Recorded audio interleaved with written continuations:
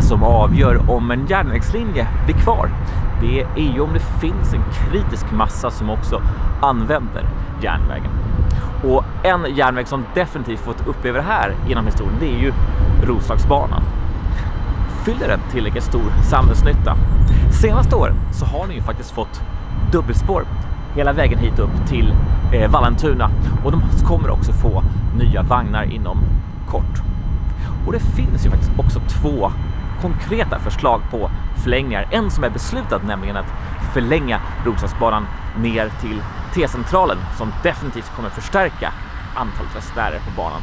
Men också ett förslag på att förlänga Roslagsbanan till Arlanda. Och de här två ska vi titta närmare på i dagens film.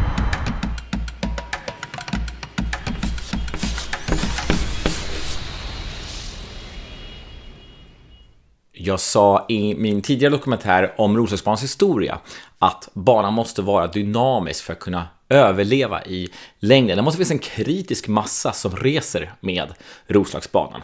Och nu finns det ju faktiskt ett konkret förslag från Sverigeförhandlingen 2017 om att förlänga Roslagsbanan söderöver till T-centralen. Och det är ju definitivt någonting som skulle stärka underlaget av antalet resenärer.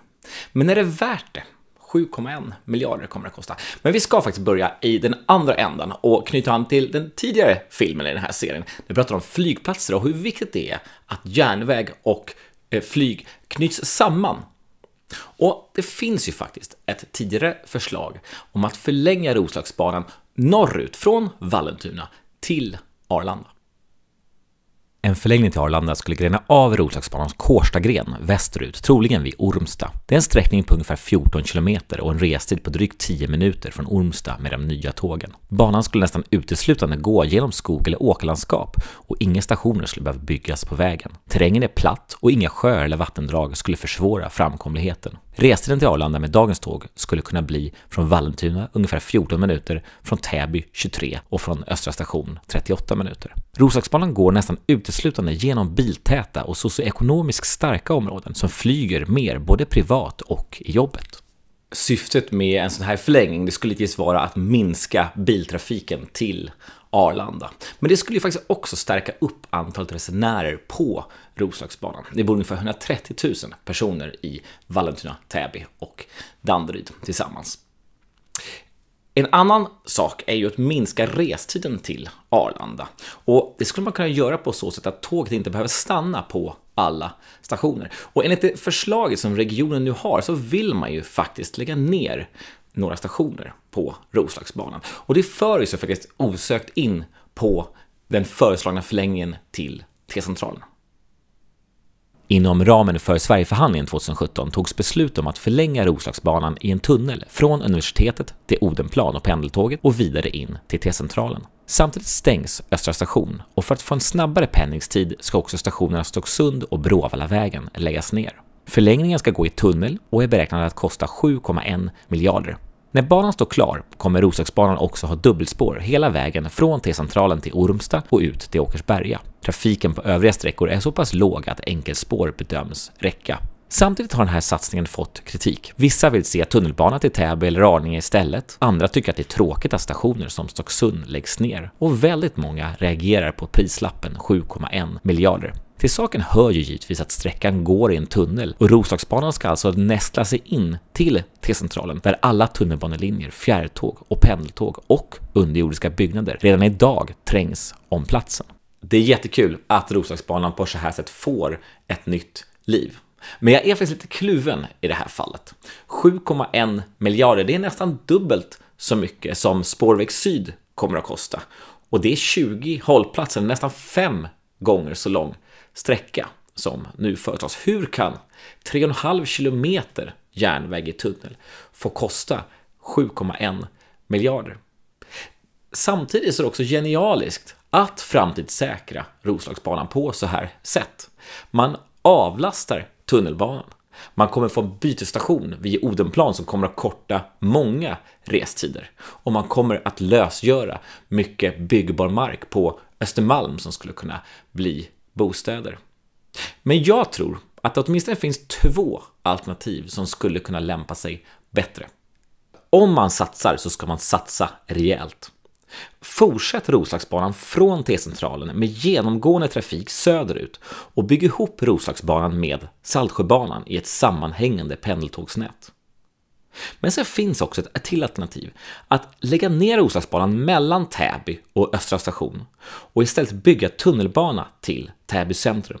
Man låter Roslagsbanan gå från Kårsta till Täby och fortsätta ut till Österskär. Och låt mig då börja med att förklara hur det senare alternativet skulle kunna genomföras, alltså en förkortning av Roslagsbanan.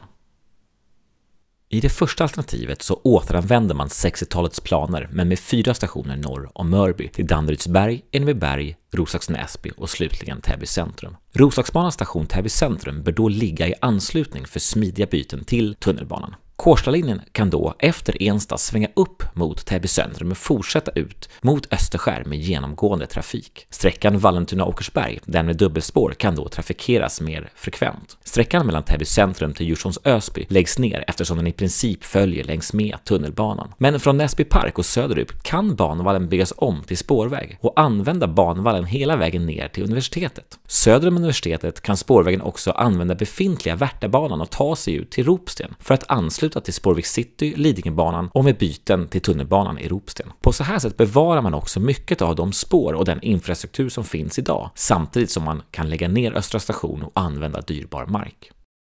En sån här lösning är bra. Det kommer säkert kosta mer att bygga tunnelbana 3-4 stationer från Mörby till Täby än vad det är att förlänga Roslagsbanan från universitetet in till T-centralen. Men då ska man komma ihåg att tunnelbanan har en mycket högre kapacitet än vad Roslagsbanan någonsin kommer att ha. Varför den här förlängningen aldrig kommer bli av är ju, tror jag, för att man har rustat upp Roslagsbanan så pass mycket med dubbelspår att det skulle kännas konstigt att helt plötsligt lägga ner delar av Roslagsbanan.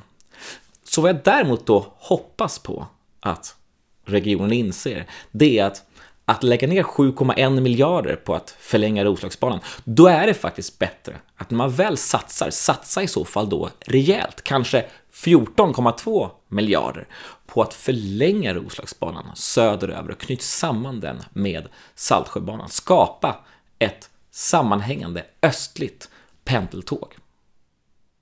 En ny smalspårig pendeltågslinje skulle då ha en sträckning från Arlanda och Åkersberga via Täby, Danderyd, universitetet, T-centralen och Slussen och ut till Sickla, Nacka och Saltsjöbaden. Saltsjöbanan måste då byta spår vid till smalspår och Saltsjöbanan skulle då kunna få de snabbare tågen som snart börjar trafikera Roslagsbanan och på så sätt ersätta Saltsjöbanans gamla vagnpark. På sikt skulle även en avgrening från Sickla via Björkhagen, Älta, Tyresö centrum och ut till Tyresö strand kunna möjliggöra ny bebyggelse och helt nya trafiklösningar. Jag tror på holistiska infrastruktursatsningar. Infrastruktursatsningar, det är något värdebestående. Det är någonting vi gör för nästkommande generation och det är någonting som ingen kan ta ifrån oss. Det är inget som kan stjäla vår infrastruktur. Det är också därför när vi bygger infrastruktur så ska vi tänka stort. Det är när antalet resenärer blir så pass lågt att det inte bär sina egna kostnader. Det är då som satsningarna också misslyckas. Och vi måste komma bort från villfarelsen att bara bygga nya spår när vi också bygger nya bostäder.